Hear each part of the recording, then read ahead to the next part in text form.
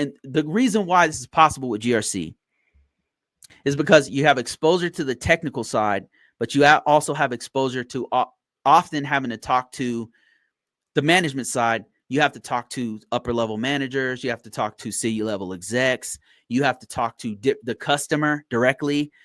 Whereas like sometimes your network engineers, your database administrators, your cloud architect, well, not architects, they're different, but your cloud, like the people who are working, turning the gears, a lot of the times those guys don't have to talk directly to a C-level exec. I mean, maybe sometimes, but me, like that's, that might be once a week. Sometimes I have to talk directly to the customer or directly to a director or something like that. And so I have to know their language. I have to know the language of the customer, how to talk to them politically, right? Like can't say certain things.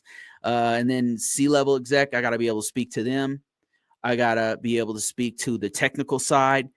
And because you have that versatility as a GRC professional, you can go the director route, or you can go the technical route and say, I don't want to go that direction. And that's one of the good things about GRC that I like, that you can go one way or another. And Professor Black Ops says, facts, GRC to C-suite communication. Exactly. Knowing that language, being able to speak to your technical people. And when I say language, what I mean is when you talk to a technical person, they want to know specifically, they're very pedantic. They want to know specifically what you're talking about. You can't just go to them and say, hey, this broke. Like what's broke? What the hell are you talking about? The database is broken. Which database? We have 5 databases. Which one? Oracle. Which type is it? What's broken on Oracle? Like you got to be very, very specific. Is this server name is server ABC-1 Oracle on this VM in this container with this? You got to be very specific, and we need this to happen on this specific system. So when you're talking so sometimes I got to do my homework before I even talk to them.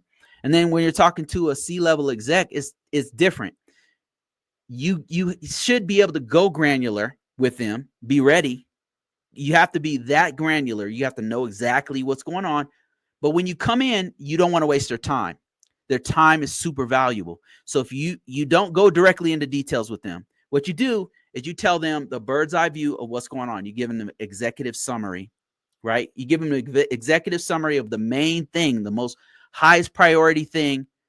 Time. Remember, they don't have time. They got to get straight to the point and get the hell out of there because they got other meetings. So you're going to get straight to the point and keep it there.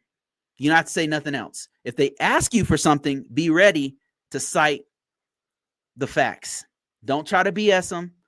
Don't try to, try to politically lead them somewhere else. Don't lie. Just be straight to the point. Be direct. And if you can't speak, sometimes what I'll do is if something's way too technical for me, like firewalls, I'm pretty weak on firewalls. So if I need a firewall, I'll have the firewall guy there with me, ready. I'll have the Palo Alto firewall guy ready to go. And I'll tell him, I'll brief him in advance. Like, hey, we're about to go talk to a C-level exec. It's a 30-minute meeting. I might need you. You don't have to say nothing. I'll speak, but I might need you to explain this rule that we have to keep in on this firewall. So just be ready.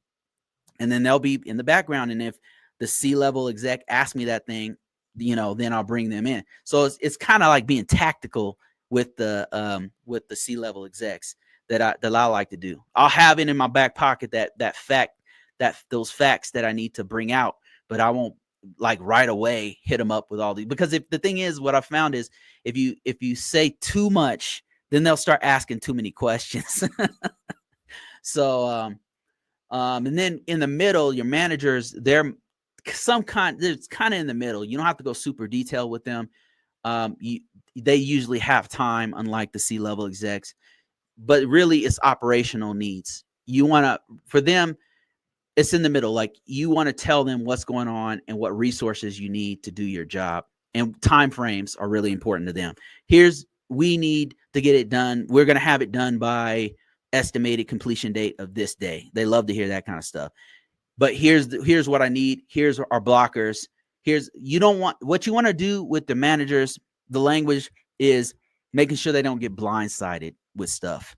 So that's kind of what I mean by language. You got to know, like, what does each person need and how do I address those things?